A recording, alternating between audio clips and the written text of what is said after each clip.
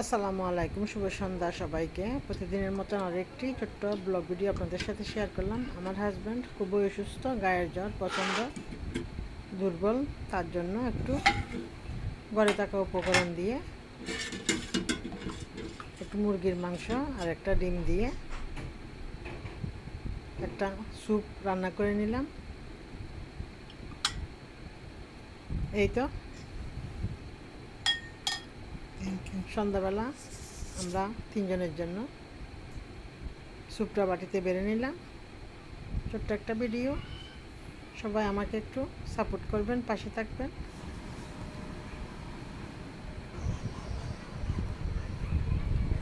সন্ধ্যার নাস্তা আর দুপুরে রান্নাবান্না দিয়ে ছোট্ট একটা ভিডিও আপনাদের সাথে শেয়ার করলাম। আশা করি ভিডিওটি সবার ভালো লাগবে।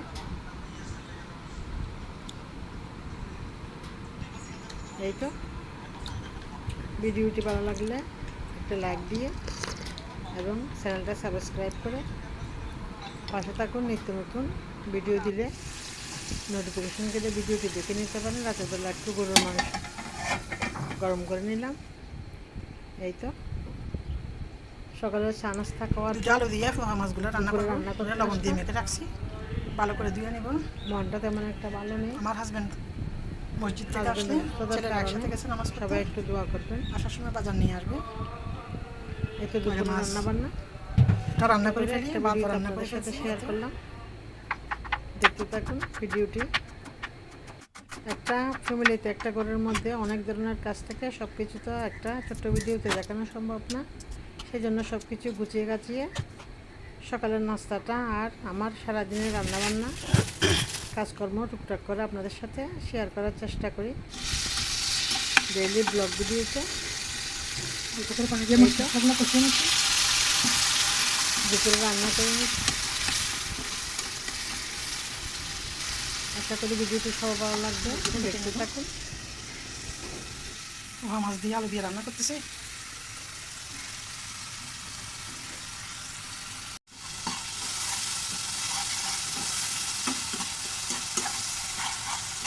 আমার হাজব্যান্ড অসুস্থ, সেই কারণে একটু আজকে রান্না বান্না দেরি হয়ে গেছে।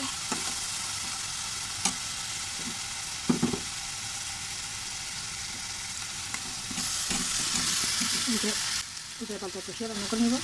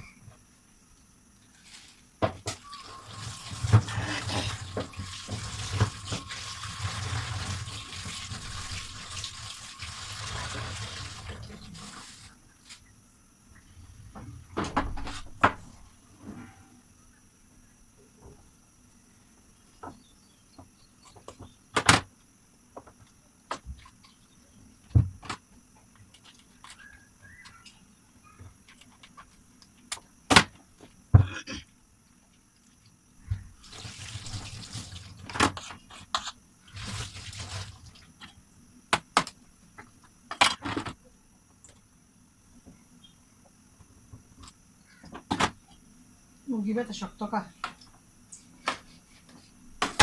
দেখি পাকিস্তানি মুরগি নাকি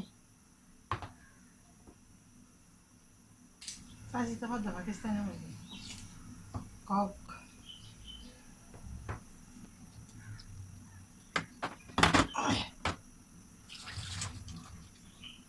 কেটে নিচ্ছি মুরগিটা।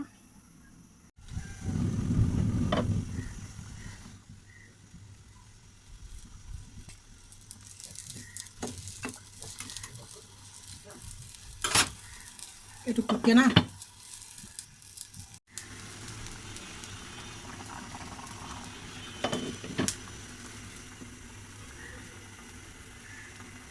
হয়ে গেল দুপুরে রান্না, ভাত আগে রান্না করে নিলাম।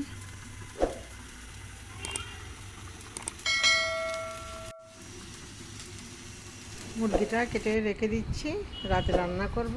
এই তো এই পর্যন্ত আজকের ভিডিও। আল্লাহ হাফেজ।